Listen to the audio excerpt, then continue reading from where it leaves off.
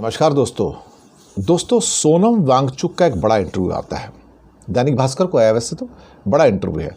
उनका कहना है कि मैं 15 अगस्त से फिर से हड़ताल पर बैठूंगा, और क्योंकि सरकार ने दरअसल हमारी जो राज्य की मांग थी वो छीन ली, और साथ में हमारी असेंबली भी छीन ली है, और एक किस्म से कहा जाए तो हमें जिस शेड्यूल के अंदर, छठे शेड्यूल के अंदर शामिल करना था, वो भी जो उन्होंने शामिल नहीं किया है। तो बोलते हैं कि झूठा मैनिफेस्टो इनका होता है, झूठे लोग हैं बीजेपी के लोग, ये सिर्फ धोखा देते हैं, छल करते हैं अपने लोगों के साथ में। तो यहाँ के लोगों में गुस्सा भी है, नाराज़गी भी है, दुख भी है।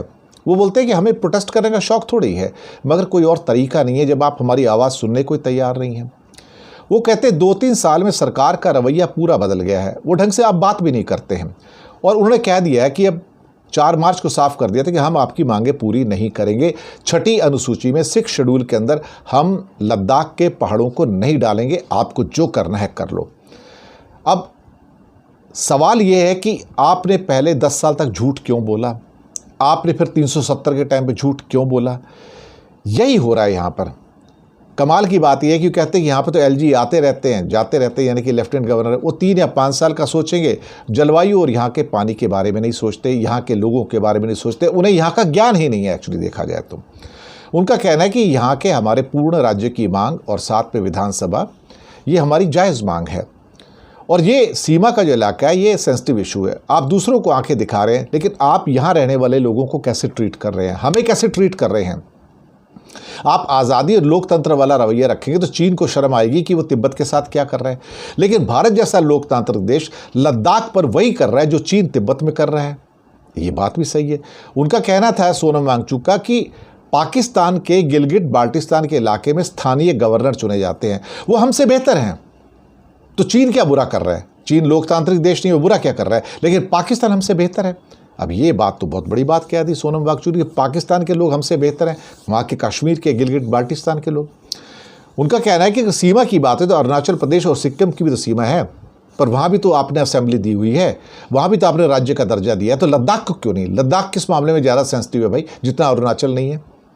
तो ये कोई लॉजिक नहीं है।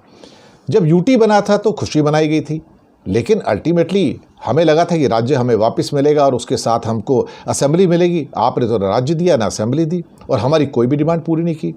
अब यहाँ के वातावरण के साथ खिलवाड़ देखा जा रहा है। 30 से 34 डिग्री का टेम्परेचर है, फ्लाइटें कैंसिल हो रही हैं, ऐसे हालात हैं। अब सरकार मानती क्यों नहीं है? सरकार मान इसलिए नहीं रही कि शायद उनको यहाँ पर बहुत सारे मिनरल्स और माइंस के प्रोजेक्ट देने हैं, 5 स्टार होटल्स लगाने हैं, हाइड्रो प्रोजेक्ट बनाए जाने हैं, सोलर प्रोजेक्ट लगाए जाने हैं। हालत ये हो चुकी है कि मतलब बड़े बड़े जो उद्योगपति हैं, शायद उन्होंने नाम नहीं लिया अडानी अंबानी का, कि उनके लिए सब कुछ मैदान खोल दिया गया है। अगर यहाँ पर असेंबली होगी तो वो वहाँ पर नहीं जा पाएंगे। फिर कहते हैं यहाँ की ग्लेशियर भी खत्म होते चले जा रहे हैं। अब इस हिसाब से तो पंजाब, उत्तर प्रदेश और उत्तराखंड की हालत फिर ख़राब हो जाएगी। लोकतंत्र में सरकारें 5 साल के हिसाब से चलती हैं, लेकिन मुसीबत है कि यहाँ तो पीढ़ियाँ ख़राब हो रही हैं। तो कहीं ना कहीं मुझे लगता है कि सोनम वांगचुक का जो दर्द है वो बहुत उचित है, और इस पर बीजेपी की जो लद्दाख सीट थी पहले वो हार गई। लोगों में इतनी नाराज़गी है, तीसरे नंबर पे उनको वोट मिले, 30,000 वोट भी नहीं मिले उनको टोटल मिला के, तो बुरी तरह से हारे हैं। अब राहुल गांधी कहते हैं कि चीन ने लद्दाख में ज़मीन कब्जा ली, इस दावे में कितना दम है? तो कहते हैं चीन का दबाव और अतिक्रमण होता रहा है। मैं राहुल गांधी से कहना चाहता हूं कि कांग्रेस की सरकार में भी ये होता रहा है, बीजेपी की सरकार में भी चीन का अतिक्रमण रुका नहीं है। ये कहना कि आपके समय में हो रहा है, हमारे समय में नहीं हुआ, मुझे लगता है कि अभी भी कहीं ना कहीं सोनम वांगचुक के मन में शायद मोदी जी के प्रति शायद सहानुभूति है, मुझे ऐसा लगता है।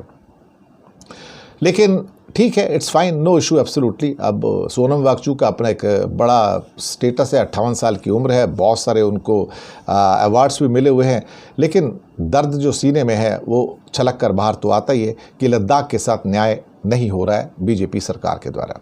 शुक्रिया आपका।